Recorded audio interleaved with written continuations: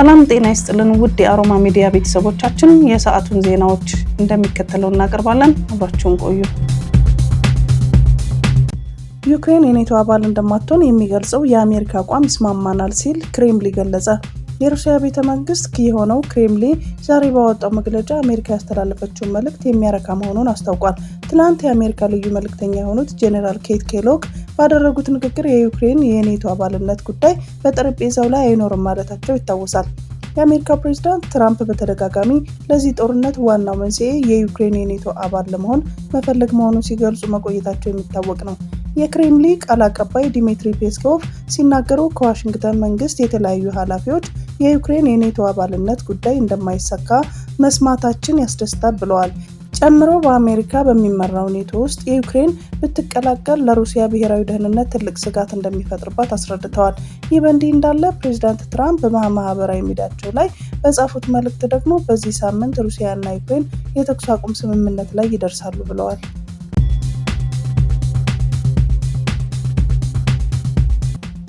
የጅቡቲ መንግስት የመኖሪያ ፈቃድ የሌላቸው ኢትዮጵያውያን የሚባረሩበት ቀነ ገደብ እንዲራዘም የኢትዮጵያ ኤምባሲ ያቀረበውን ጥያቄ ውድቅ አደረገ። በጅቡቲ የሚገኘው የኢትዮጵያ ኤምባሲ እንደገለጸው በጉዳዩ ላይ ከጅቡቲ መንግስት ከፍተኛ ባለስልጣን ጋር ውይይት አድርጓል። ኤምባሲ በወጣው መግለጫ የጅቡቲ መንግስት ህጋዊ መኖሪያ ፈቃድ የሌላቸው የውጭ ዜጎች ከኤፕሪል 3 እስከ ሜይ 2 ድረስ ባለው ጊዜ በፈቃደኝነት ወደ ሀገራቸው እንዲመለሱ የሚል ማሳሰቢያ ማውጣቱንና ይህንንም የማይተገብሩ በፖሊሶች ኃይል ወደ ሀገራቸው እንዲመለሱ የሚደረግ መሆኑን ማስታወቁን አስታውሷል። ከዚህ በመነሳት ኤምባሲው ከጅቡቲ ከፍተኛ ባለስልጣን ጋር ውይይት ማድረጉን ገልጿል። በውይይቱ ወቅትም ህጋዊ መኖሪያ ፈቃድ የሌላቸውና በጅቡቲ የሚኖሩ ኢትዮጵያውያን ብዛት ያላቸው መሆኑን፣ ትምህርታቸውን በመከታተል ላይ የሚገኙ ዜጎች መኖራቸውን፣ በንግድ ስራ ላይ የተሰማሩ ኢትዮጵያውያን እቃዎቻቸውን አጣርተው መሸጥ ስላለባቸውና በተለያዩ ቦታዎች ተቀጥረው የሚሰሩ ዜጎች ያልተከፈላቸው ውዝፍ ደመወዝ ስላለና በፍርድ ቤት ያላለቀ ጉዳይ ያላቸው ዜጎች መኖራቸውን ማንሳቱን አስታውቋል። በመሆኑም ኢትዮጵያውያን ወደ ሀገራቸው የሚመለሱበት ቀነ ገደብ በ3 ወር እንዲራዘም ጥያቄ ማቅረቡን አስረድቷል። ይሁንና የጅቡቲ መንግስት ባለስልጣን ይህንን ጥያቄ ውድቅ ማድረጋቸውን ይፋ አድርጓል።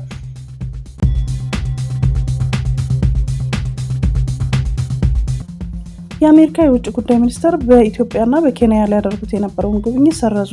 የአሜሪካ የውጭ ጉዳይ መስሪያ ቤት ኃላፊ ማርክ ሩቢዮ በናይሮቢና በአዲስ አበባ ሊያደርጉት የነበረውን ጉብኝት መሰረዛቸው ተሰምቷል። የውጭ ጉዳይ ሚኒስትሩ በአፍሪካ ለመጀመሪያ ጊዜ ሊያደርጉት የነበረውን ጉብኝት የሰረዙት የኬንያ ፕሬዝዳንት ዊሊያም ሩቶ ለ5 ቀናት በቻይና ጉብኝት ለማድረግ ወደ ቤጂንግ ካቀኑ ከሰዓታት በኋላ መሆኑን ነው የተገለጸው። እንደ አፍሪካን ኢንተለጀንስ ዘገባ ከሆነ የሩቢዮ የመጀመሪያ የአፍሪካ ጉብኝት በደህንነትና በንግድ ጉዳዮች ላይ ትኩረት ያደርጋል ተብሎ የተጠበቀ ቢሆንም ጉብኝቱ ላልተወሰነ ጊዜ ተራዝሟል። ይሁን እንጂ ፕሬዝዳንት ሩቶ በቅርብ ጊዜ ውስጥ ዋሽንግተንን ሊጎበኙ ይችላሉ ተብሏል። በቻይና ጉብኝታቸውም ዛሬ የመጀመሪያውን የኬንያ ፕሬዝዳንት ዊሊያም ሩቶ የአሜሪካ ታሪፍ የዓለም ንግድን ካቋረጠ ወዲህ ቤጂንግን የጎበኙ የመጀመሪያ የአፍሪካ መሪ ሆነዋል። የዶናልድ ትራምፕ አስተዳደር በጣለው የንግድ ታሪፍ ከተጎዱ 185 ሀገራት መካከል ኢትዮጵያና ኬንያ ይገኙበታል። ከመጋቢት ወር መጨረሻ ጀምሮ የ10% የመነሻ ታሪፍ ከእነዚህ ሀገሮች ወደ አሜሪካ በሚገቡ ሁሉም ምርቶች ላይ ተግባራዊ መደረጉ ይታወሳል።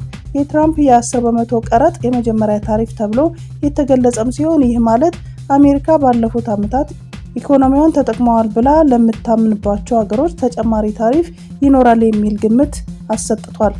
ይህንም ተከትሎ አሜሪካ በጣለችው አዲስ ታሪፍ ከቻይና በስተቀር ባሉ ሀገሮች ላይ የተፈጻሚነት ጊዜው ለ90 ቀናት መራዘሟን አስታውቃለች።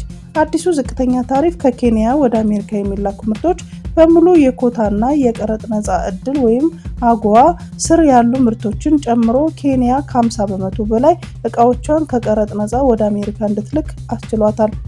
ይህም 25 ዓመታትን ያስቆጠረው የአፍሪካ ሀገራት ከቀረጥ ነፃ የሚያደርጋቸውን አጎዋ በአዲሱ የታሪፍ ተመን መሰረት የአፍሪካ ሀገራት ከዕድል ውጭ እንደሚያደርጋቸው ተዘግቧል። በዚህ የንግድ ጉዳይና በደህንነት ጉዳይ ላይ ለመወያየት በመጀመሪያ ወደ ናይሮቢ በማምራት ከዛም ወደ አዲስ አበባ እንደሚመጡ የተገለጸው ማርክ ሩቢዮ ፕሬዝዳንት ዊሊያም ሩቶ በቻይና ጉብኝት ለማድረግ ወደ ቤጂንግ ማቅናታቸውን ተከትሎ ጉብኝታቸውን ላልተወሰነ ጊዜ ማራዘማቸውን ተነግሯል።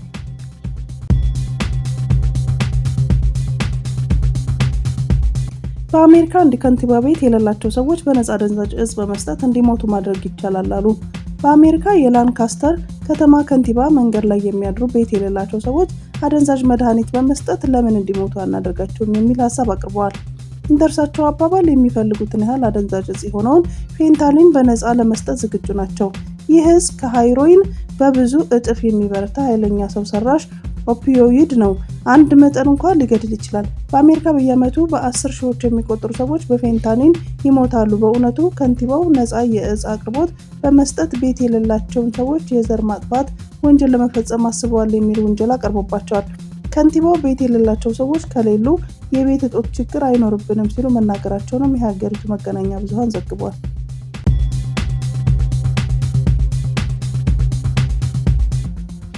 ለ10 ዓመታት ቆጥቦ የገዛውን አዲስ ፌራሪ መኪና በአንድ ሰዓት ውስጥ ነደደበት።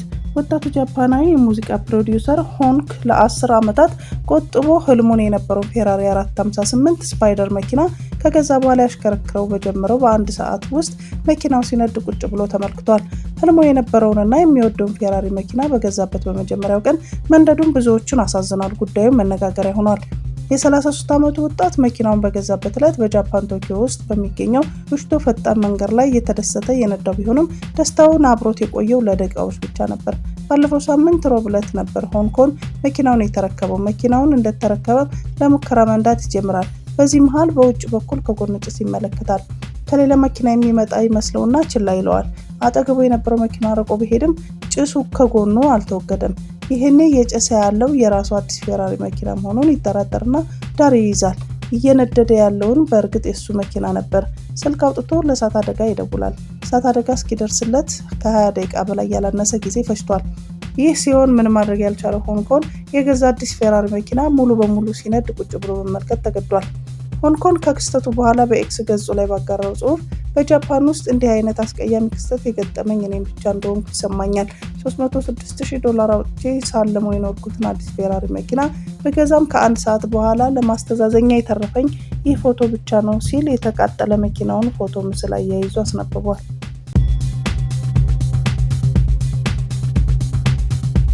በኦሮሚያ ክልል በአንድ ሳምንት ውስጥ በደረሰ የትራፊክ አደጋ ከ11 ሰዎች ሕይወት አልፏል። በኦሮሚያ ክልል ከሚያዝያ 6 እስከ ሚያዝያ 12 ቀን 2017 ዓ.ም ድረስ ባሉት ቀናቶች በደረሱ የትራፊክ አደጋዎች የ11 ሰዎች ሕይወት ሲያልፍ በ12 ሰዎች ላይ ከባድ፣ በ7 ሰዎች ላይ ደግሞ ቀላል የአካል ጉዳት ደርሷል። በአንድ ሳምንት ውስጥ በደረሰ አደጋ ከ6 እስከ 45 ዓመት የዕድሜ ክልል ላይ የሚገኙ ሰዎች ሕይወታቸውን ማለፉን የኦሮሚያ ክልል የትራፊክ ቁጥጥር ክፍል ባለሙያ የሆኑት ኢንስፔክተር መሰል አበራ ተናግረዋል።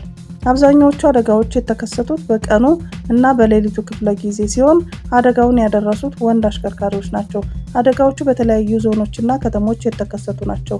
የሞት አደጋዎች የደረሱት በጭነት፣ በህዝብ ማመላለሻ፣ በባለ 3 እግር ባጃጅ እና በሞተር ሳይክል የተከሰቱ መሆናቸው ተገልጿል። የአደጋዎቹ መንስኤዎች ያለመንጃ ፈቃድ ማሽከርከር፣ ከፍጥነት ወሰን በላይ ማሽከርከር እና ለእግረኛ ቅድሚያ ለመስጠት መሆኑን ኢንስፔክተር መሰለ አበራ ተናግረዋል።